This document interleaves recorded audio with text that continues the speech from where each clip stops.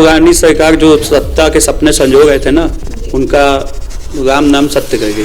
कांग्रेस आपको बड़ी टक्कर देगी। उनको जनहित से लेना देना नहीं, उनको अपने व्यक्तिगत स्वार्थ से लेना देना, उस पे काम करते हैं। अपने मुंह से योगी जी बहुत ईमानदार मुख्यमंत्री हैं, बहुत अच्छा काम कर रहे हैं, पर 2017 के बाद नजर डालेंगे तो डकैती लूट दंगे में 0% की कहीं ना कहीं वो हो चुकी है। पहले क्या होता था, अपराध होते थे उनको संरक्षण दिया जाता था उस समय की सरकारों के नेताओं द्वारा, कि मुसलमानों ने भारतीय जनता पार्टी को 1-2% वोट दे दिया वो बहुत है, इससे ज्यादा आज तक नहीं दिया। चटाई बिछा के पढ़ते थे, मदरसे से कोई IAS PCS नहीं निकले बच्चे, उनको कहीं ना कहीं वो किसी आतंकी संगठन में शामिल हो गए। देश की सुरक्षा के साथ कोई बात उठती है तो वहां पूरे देश को एक साथ खड़े होना चाहिए। इस तरीके से ईंटें पत्थर नहीं बरसाने चाहिए। जैसे रोड पे VIP नहीं जाते, उन सड़कों का आज भी हाल ऐसा है कि वो गड्ढों से भरी हुई है। आने वाले 15-20 दिन में जो आपकी भी शिकायतें और जो हम लोग भी देख रहे हैं उनकी भी पूर्ति हो जाएगी। सरकारी विभाग में कितनी नौकरियां निकली? कि हर किसी को सरकारी नौकरी देना किसी भी सरकार के लिए संभव नहीं है। 3 दिन में लगातार रेप की घटनाएं सामने आई।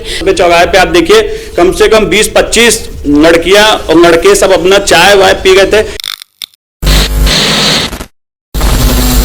नमस्कार, TV24 में आपका स्वागत है। मैं हूं आपके साथ शिखा मेहरोत्रा। आप देख रहे हैं चक्रव्यूह। इस चक्रव्यूह में हम करते हैं तीखे सवाल, जिनका जवाब देने के लिए और हमारे सवालों से बचने के लिए पार्टी के नेता और प्रवक्ता हमारे सवालों का मुखरता से जवाब देते हैं। और आज इसी कड़ी में हमारे साथ जुड़ रहे हैं अमित त्रिपाठी जी, जो कि भाजपा के प्रवक्ता है।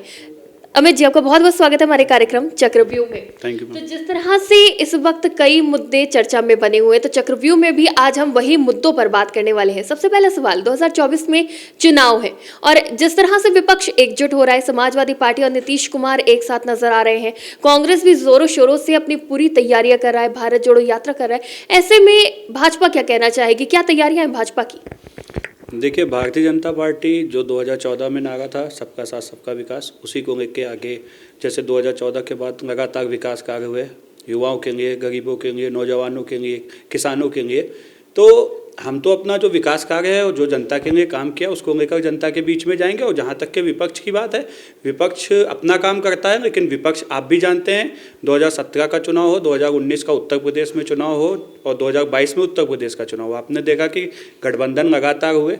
और 2019 का लोकसभा में गठबंधन हुआ था तो मायावती जी का और अखिलेश जी का गठबंधन हुआ। उस समय सारे मीडिया चैनल भी यही कह रहे थे कि भारतीय जनता पार्टी दहाई का आंकड़ा नहीं छू पाएगी।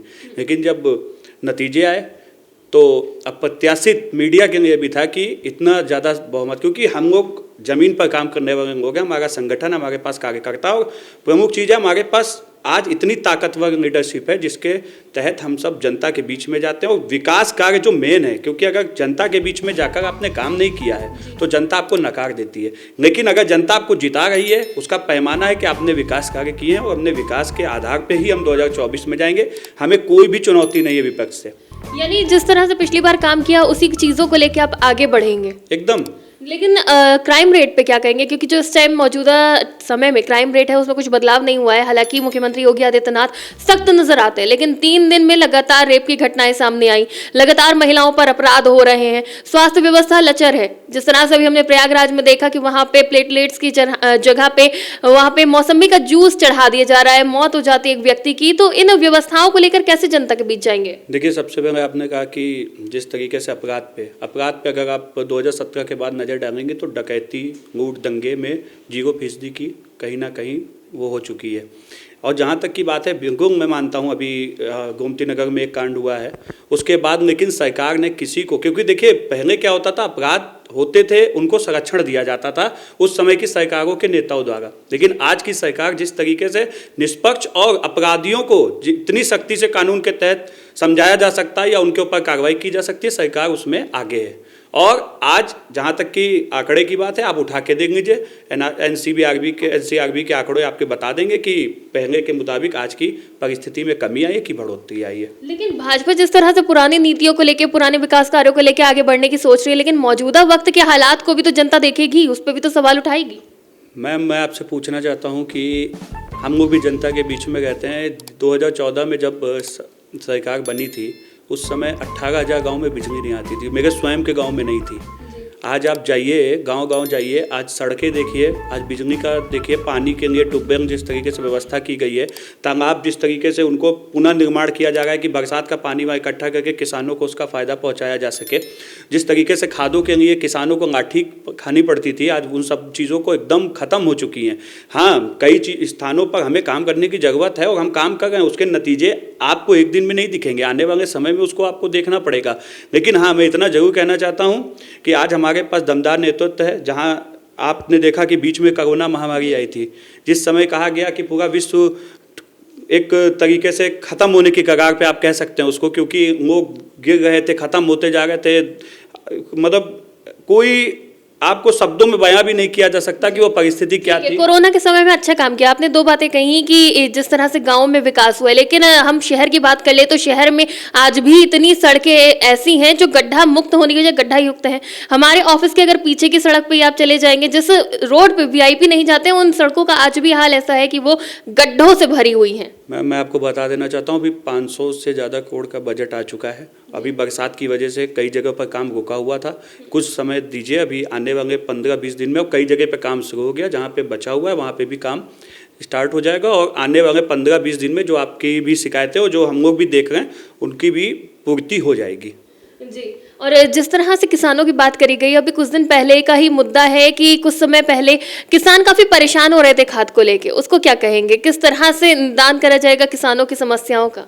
मैम, किसान आज खुशहाल है, एकदम ईमानदारी से मानना पड़ेगा। देखिए, कहीं पर एक आध जगह पे कोई चीज़ हुई है तो उसके लिए भी हमने जब संबंधित अधिकारी को पूछा है, उन्होंने जानकारी दी कि हाँ कुछ अव्यवस्था हुई, लेकिन उसके बाद चीज़ें ठीक हो गई। एक आध जगह पे, अगर पूरा प्रदेश एक जगह पर कुछ जगह पर दिक्कतें आई, उनको भी सुधारा गया है। ऐसा नहीं है कि एकदम कोई चीज़। अब पहले की स्थिति में क्या होता था, आज हम लाठी खाने की नौबत किसानों को नहीं है।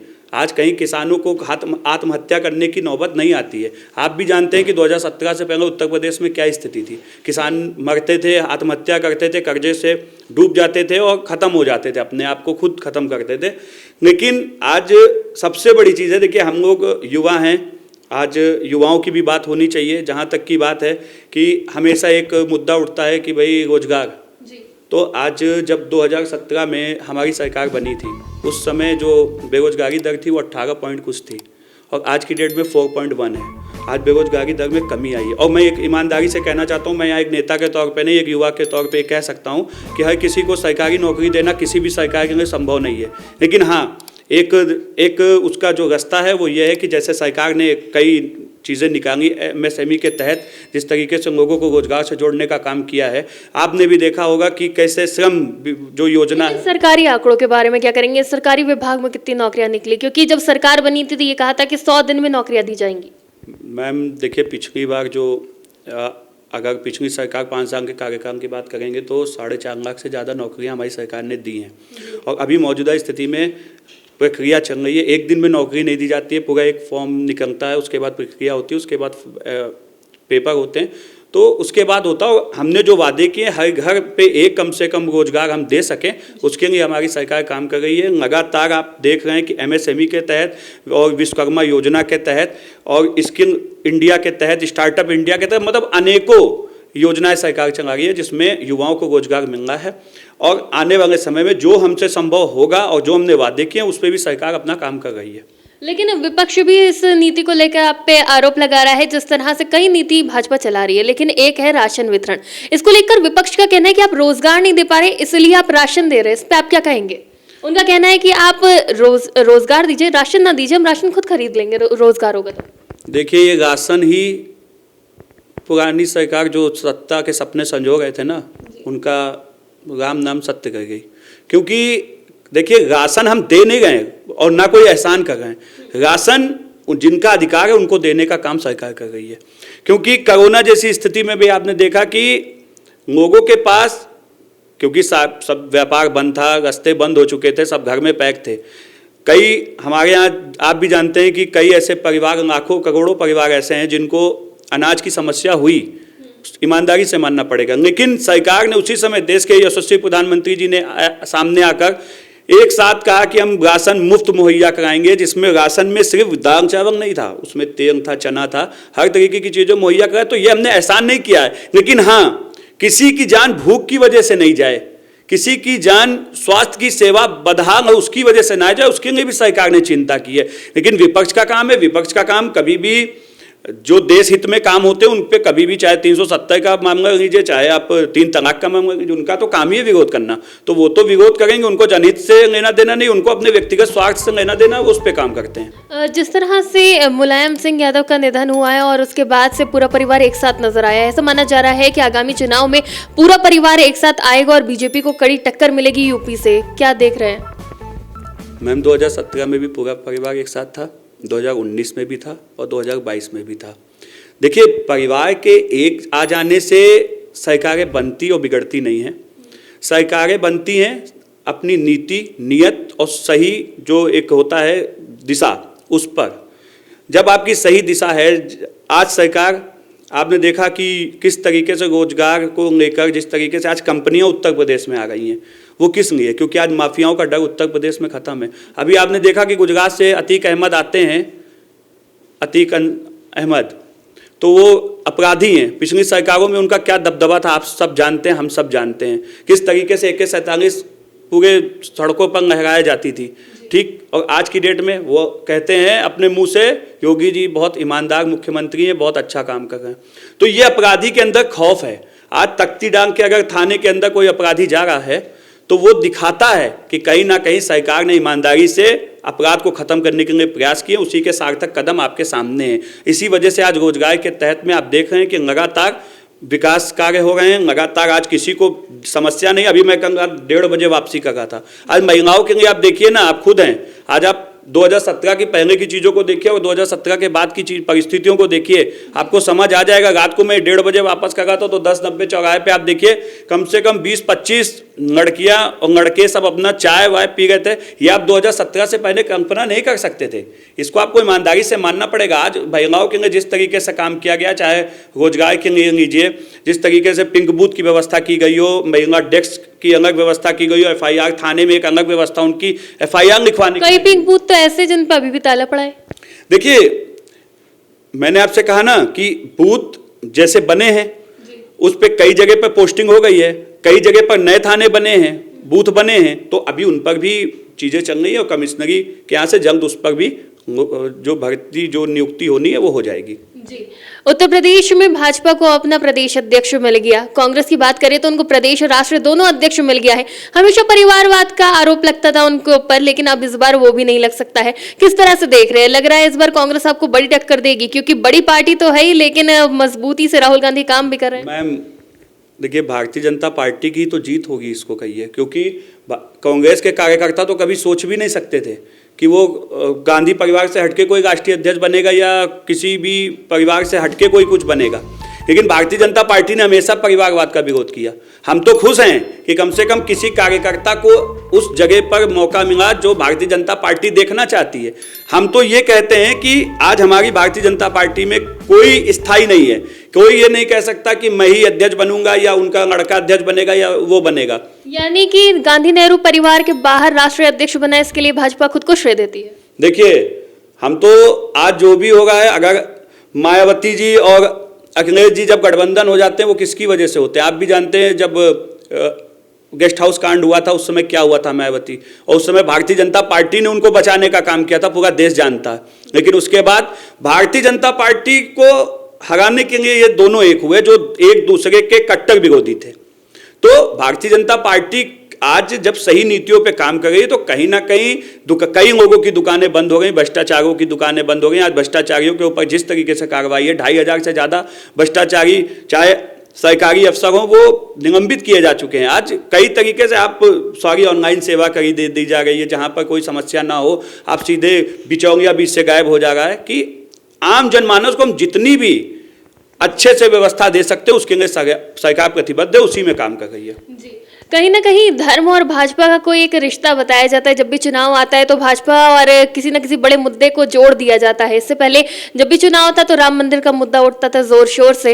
अब राम मंदिर बन रहा है, कई और ऐसे मंदिर, और जिस तरह से कृष्ण जन्मभूमि है, काशी कॉरिडोर है, तमाम मुद्दे इस टाइम उठ चुके हैं। तो इनको लेकर अब कौन सा ऐसा मुद्दा है जो आगामी चुनाव में देखने को मिलेगा? क्या कोई ऐसा मुद्दा है, क्या कोई आरोप लग सकता है, या नीति क्या होगी भाजपा की? मैम मैं आपसे एक चीज़ साफ कह दूं, ये भारतीय जनता पार्टी का मुद्दा नहीं है, ये 125 करोड़ देश की जनता का मुद्दा है जिसको भारतीय जनता पार्टी लेकर आई थी। और हमने एक दिन में नहीं, 500 साल से ज़्यादा इस मुद्दे को शांतिपूर्वक, चाहे कोर्ट में लड़ा हो, चाहे जहाँ पर भी हमें हो, हमने वहाँ पक्ष किया रखा।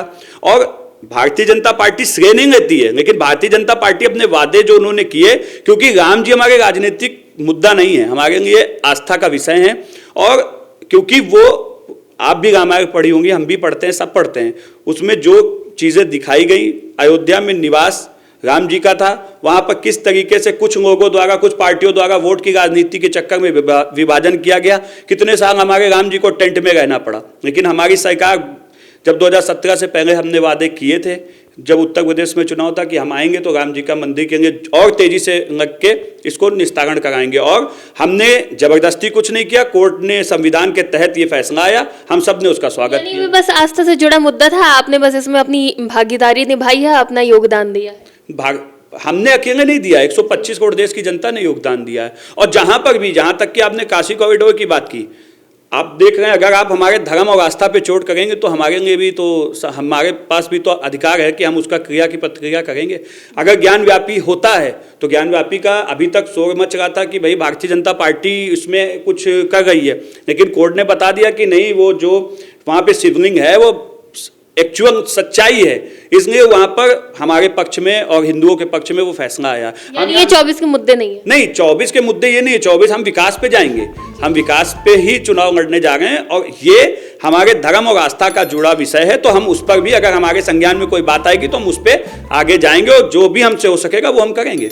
यानी भाजपा के लिए धर्म कोई मुद्दा नहीं है। तो जिस तरह से भाजपा द्वारा हमेशा सपा पे आरोप लगाए जाते थे कि वो मुसलमानों को बरगलाती है, अपनी तरफ लेकर जाती है, वोट बैंक की राजनीति करती है, लेकिन कहीं ना कहीं भाजपा भी कुछ ऐसा ही करते हुए नजर आ रही है। जिस तरह से भाजपा इस वक्त पसमानदा मुसलमानों को मनाने की कोशिश कर रही है, तो कहीं ना कहीं ऐसा प्रतीत हो रहा है कि सपा की नीतियों पर चल रही है। मैं आपसे एक चीज़ पूछना चाहता हूँ, देश को आज़ाद हुए 75 साल हो गए, भारतीय जनता पार्टी 1980 में बनी, 1980 से आज 2022 है, करीबन 32-34 साल भारतीय जनता पार्टी को भी हो गए। ईमानदारी से मानना पड़ेगा हम सबको कि मुसलमानों ने भारतीय जनता पार्टी को 1-2% वोट दे दिया हो, बहुत है, इससे ज़्यादा आज तक नहीं दिया।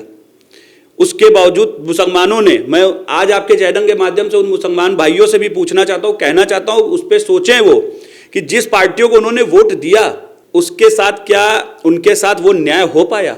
आज भी मुसलमानों की स्थिति क्या है? केवल आप मुसलमानों को वोट के चक्कर में हिंदू मुस्लिम करा के, हिंदुओं के प्रति बरगला के पूरा वोट, मोदी योगी का डर दिखा के वोट लेना चाहते हैं, लेकिन सही मायने में आपने मुसलमानों के लिए किया क्या? और जो लोग भारतीय जनता पार्टी पे सवाल उठाते हैं, आज देखिए 3 तलाक जो सबसे बड़ा मुद्दा था महिलाओं के लिए, किस तरीके से देखिए कि शोषण होता था, किस तरीके से हंगामा होता था, किसी से छुपा नहीं था। उसके लिए फ्रंट पे आके किसने लड़ाई लड़ी? भारतीय जनता पार्टी ने। और ये लोग कहते हैं भारतीय जनता पार्टी मुसलमान विरोधी है, किस तरीके से? मैं तो यही पूछना चाहता हूँ, आज मुस्लिम महिलाओं को सम्मान दिलाने के लिए भारतीय जनता पार्टी आगे आई है, और आज मुस्लिम महिलाओं का सम्मान और वोट भारतीय जनता पार्टी के साथ है। आज विश्वास मुसलमानों का भारतीय जनता पार्टी की तरफ बढ़ा है, और उसका नतीजा आपको 2024 में दिखेगा। यहाँ पर धर्म और जाति और कोई मजहब की बात नहीं हो गई है, बात हो गई है आपके विषय पे। आप आइए तथ्यात्मक तरीके से बहस करिए, लेकिन आप केवल एक डर दिखा के, मोदी जी, योगी जी, अरे डर तो वो दिखाइए ना कि जब दंगा उत्तर प्रदेश में होता था तो केवल हिंदू नहीं मरता था, मुसलमान भी मरता था, और सबसे ज़्यादा नुकसान देखेंगे तो मुसलमानों का ही होता था, सही मायने में मानेंगे। यानी आज के समय में मुसलमान ज़्यादा सुरक्षित है?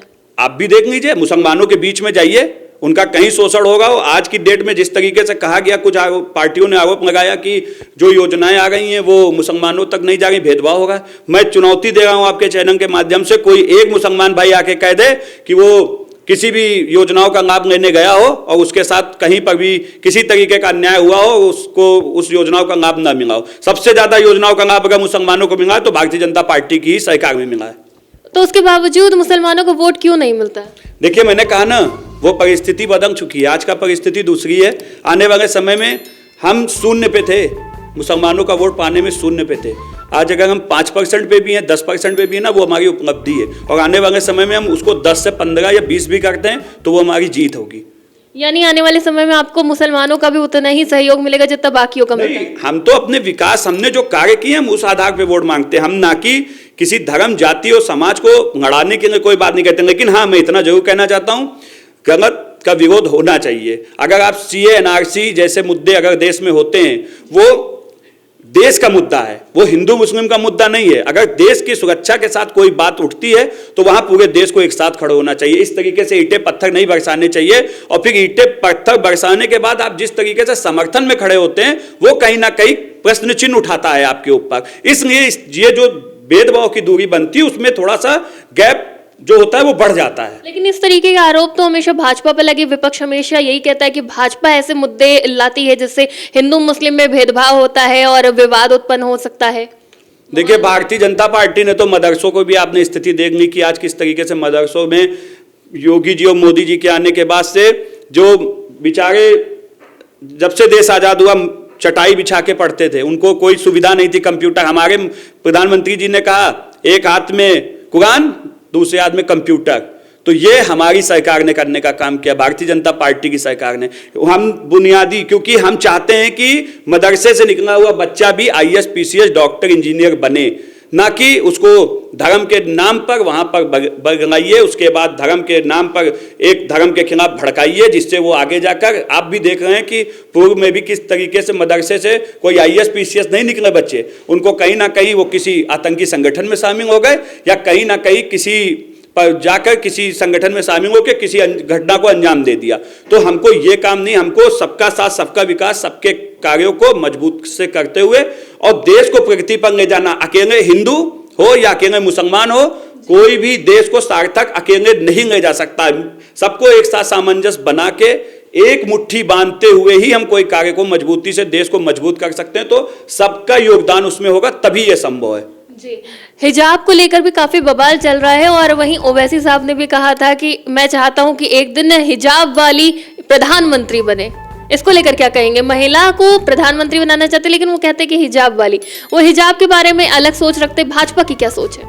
देखिए, देश की जनता प्रधानमंत्री बनाती है। संविधान में सबको चीजों को, जो संविधान में अधिकार दिए गए वो सामान्य सबको दिए गए हैं। कोई भी बन सकता है, कोई भी बन सकता है। लेकिन जहां तक की बात है, आप हिजाब देखिए, प्रधानमंत्री पद पे बैठ के चाहे मोदी जी हो, चाहे कोई हिजाब वाली बैठ जाए या कोई बैठ जाए, वो उस समय कोई धर्म की नहीं होती है, वो देश के प्रधानमंत्री होते हैं। और जिस तरीके से ये एक दो फाड़ करने के चक्कर में हैं, ये हिंदू मुस्लिम में जो दूरियां उनको और बढ़ाने के लिए इस तरीके के बयान दिए जाते हैं। देश में अराजकता फैले, दंगे हों, इस तरीके के। हिजाब पे बैन होना चाहिए या नहीं? देखिए, कानूनी तहत जो भी कानून के तहत हो, सरकार उस पर अपना पक्ष रखेगी, क्योंकि यह भारतीय जनता पार्टी के हाथ में नहीं है कि बैन हो नहीं हो। सरकार कानून तहत जो भी होगा, सरकार उस चीजों को देखेगी और कानून के तहत जो चीजें आएंगी उस पर काम करेगी। जी बिल्कुल, बहुत बहुत शुक्रिया हमारे साथ जुड़ने के लिए और मुखरता से अपने जवाब को रखने के लिए। तो आज हमारे साथ भारतीय जनता पार्टी से प्रवक्ता जुड़े हुए थे अमित त्रिपाठी जी, जिन्होंने मुखरता से चक्रव्यूह में हमारे सवालों के जवाब दिए, और हर सवाल का जवाब ऐसे दिया है कि कोई भी भाजपा को अगर सवाल में या फिर कटघरे में खड़ा करेगा तो ये कहेगा कि हाँ ठीक है, सवालों के जवाब मिलने चाहिए। क्योंकि अक्सर हम ऐसे ही सवालों के जवाब लेना चाहते हैं जिससे कई पार्टी के नेता और प्रवक्ता भागते हुए नजर आते हैं। ऐसे ही तमाम जानकारी, खबरों और वीडियोस के लिए आप देखते रहिए TV24।